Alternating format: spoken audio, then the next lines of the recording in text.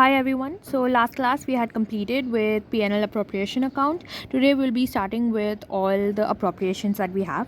First is interest on capital. So it is the interest that is paid to the partners for the capital that they have invested in the business. So please do remember that it is always calculated on opening capital, and the formula for opening capital is closing capital plus drawings minus additional capital minus profits.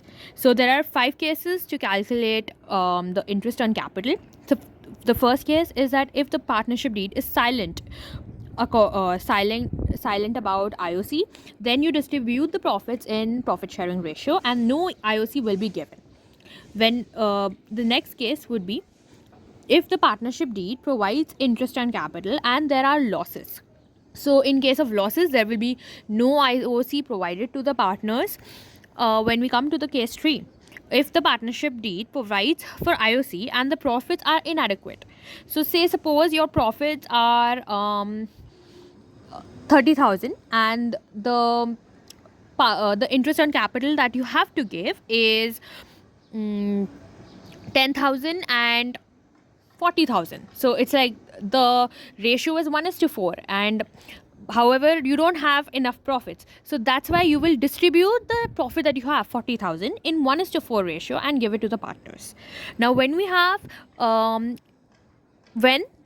when we come to the fourth case, if the partnership deed provides that IOC is a charge, okay, so if it is written that IOC is a charge, then full IOC will be charged and it will be given to the partners no matter whether there is inadequate profit, loss, or if there is enough profit, then well and good, right? So, and it will, whatever the remaining amount will be there, that amount will be shown in loss in P&L appropriation account on the credit side. All right, so normally we distribute the profit. Now here in this case you will distribute the loss between the partners.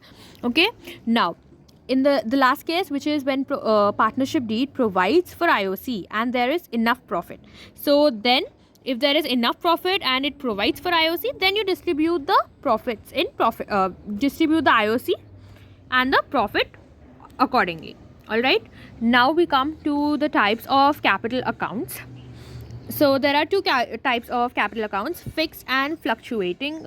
So the fixed capital, in which all the appropriations, everything is done in a separate account, which is known as a current account. Okay, and the capital account is maintained every year. It does not change. The balance in that does not change until unless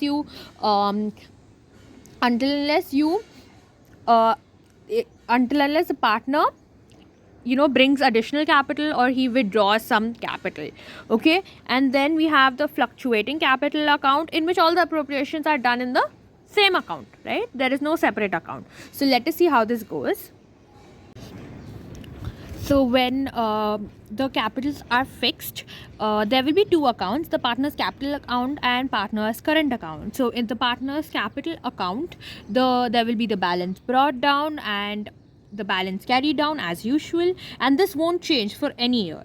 Okay, only when there is an introduction of additional capital or there is a withdrawal of capital, then you will write to by cash or bank and to cash or bank.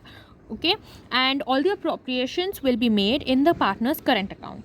So as you can see, whatever the balance brought down of the previous year, appropriations will be given here, and if in case of a debit balance, then it will be on the debit side.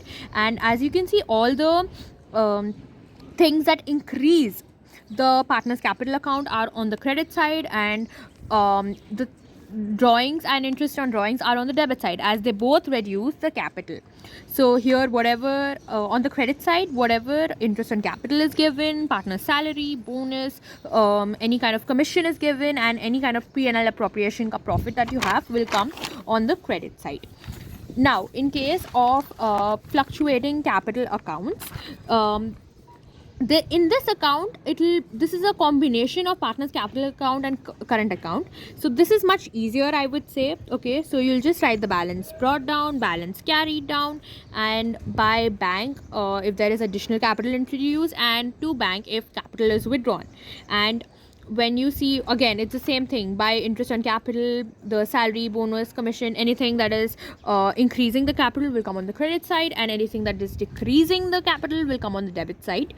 So that is how you end the capital accounts. So one more thing that you have to understand is that these drawings are made out of the profit that you have, and that's why it is known as drawings. And if the capital is withdrawn, then it is withdrawn out of the capital, then only it is separately, it will be shown as to bank and to drawings if it is made out of profits. So now when we come to the next appropriation, it is interest on drawings. So there are two cases for this as well. So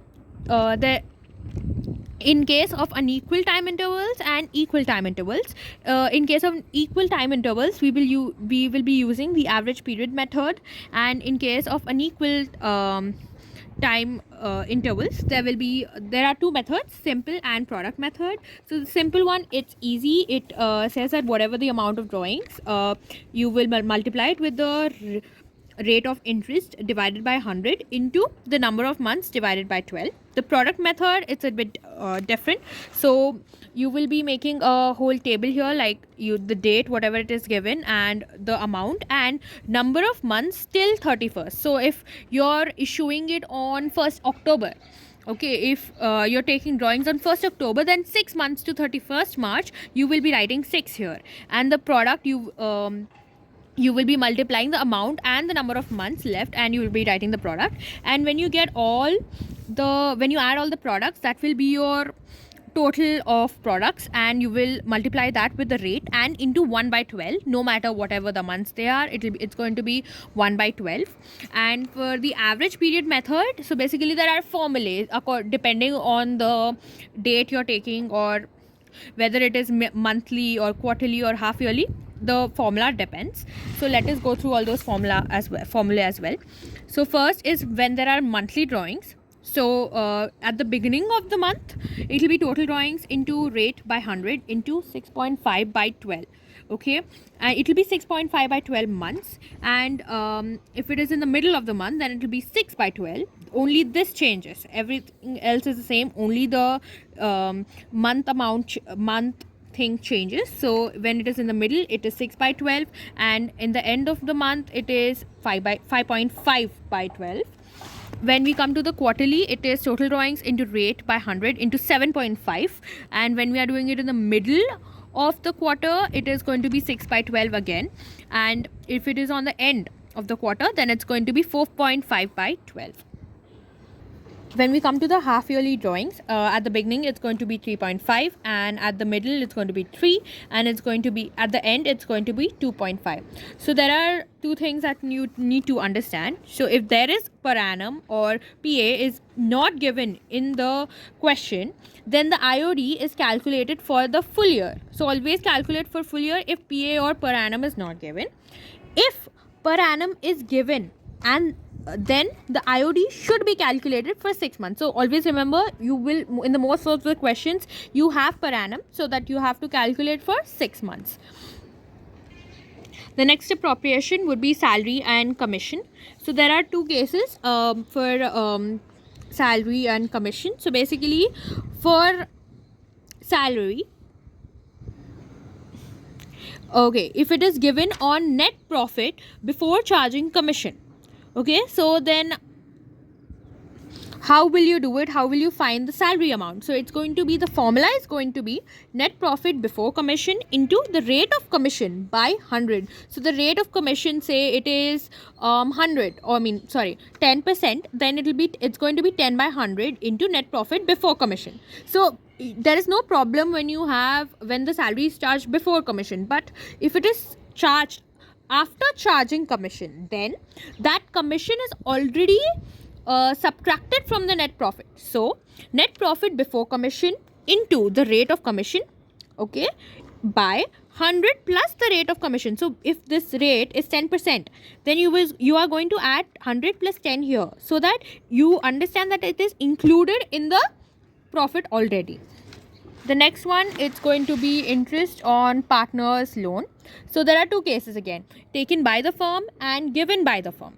So if the loan is taken by the firm and the partnership deed provides, then you calculate the on the given percentage. And again, if it is taken by the firm and partnership deed is silent, okay, that it's not given, so basically this is again interest on partner's loan, you have to take 6% on the loan as it is a charge.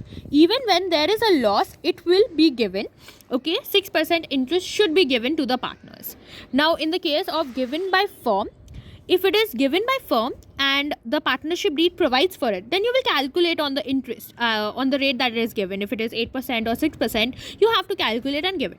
But if the partnership deed is silent about it, then no interest will be charged as it is given by the firm and it is not any kind of liability or any kind of charge for us. Okay, the last things that you need to remember is that rent and manager's commission are always a charge against profit, so you will always subtract them from the net profit in the P&L account and then transfer the remaining profit to the P&L appropriation account. So we have covered all the topics in partnership, fundamentals of partnership, except the journal entries, which I will be sharing in the next video. Thank you everyone for watching.